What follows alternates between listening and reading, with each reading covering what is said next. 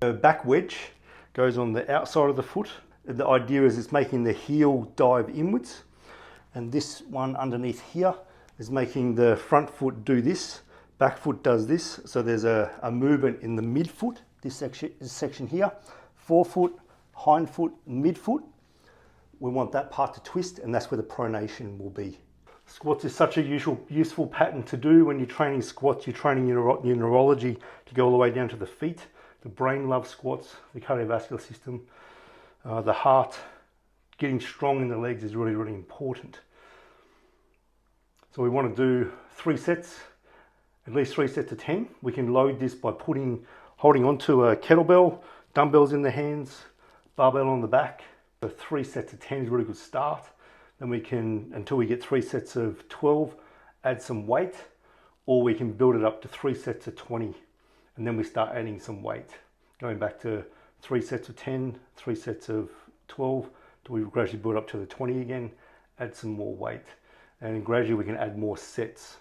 So if you're doing just 3 sets of 10, it'd be worthwhile doing 5 days a week. Legs can be done every day, despite what people think, but you have to be really careful as you gradually increase the loading. It's actually really good for you to do that. If you're doing lots of heavy work, increased sets, lots of weight, you want to wait at least every second day doing the exercise, even waiting 3 days and doing the exercise then. Okay, so you're doing about 2 to 3 times a week if you're doing lots of weight training using heavy weights, that kind of thing.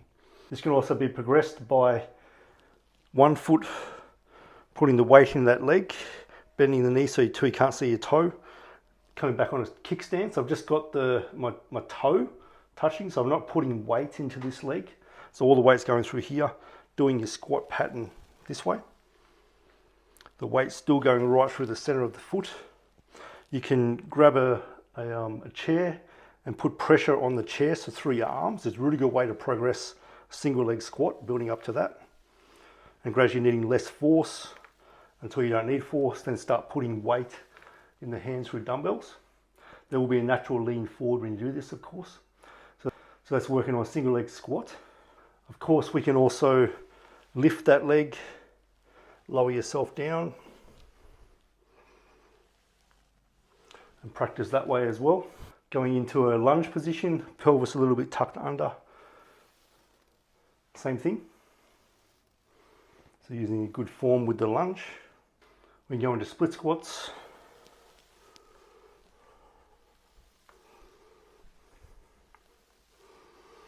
And doing rotational exercise.